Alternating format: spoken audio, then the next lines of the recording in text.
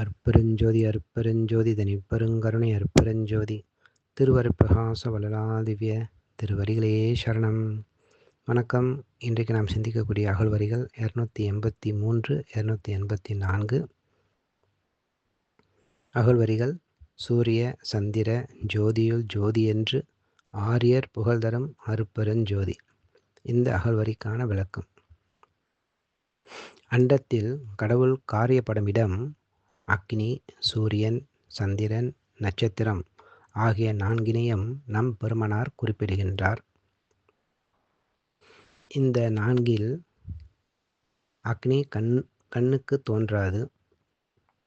நட்சத்திரம் கண்ணுக்கு தோன்றும், ஆனால் மிக தூரத்தில் இருக்கின்றது. மிக அருகாமையில் உள்ளது சூரியனும் சந்திரனுமே. சூரியன் ஒரு ஜோதி, சந்திரன் ஒரு ஜோதி.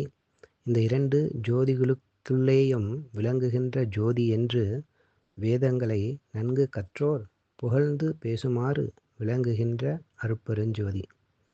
அதுக்கான ஆதாரம் சந்திர சூரியர் ஒளிபெற விளங்கும் தனி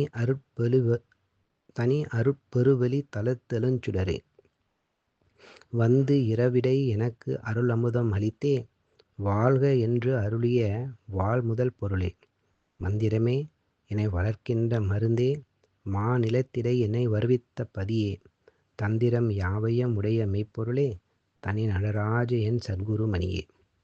நன்றி. அருட்பெருஞ்சோதி அருட்பெருஞ்சோதி தனிப்பெருங்கருணை அருட்பெருஞ்சோதி திருவருட்பிரகாச வளலா திவ்ய திருவடிகளே சரணம். ராமலிங்கா அபயம் ராமலிங்கா அபயம் ராமலிங்கா அபயம் அபயம்.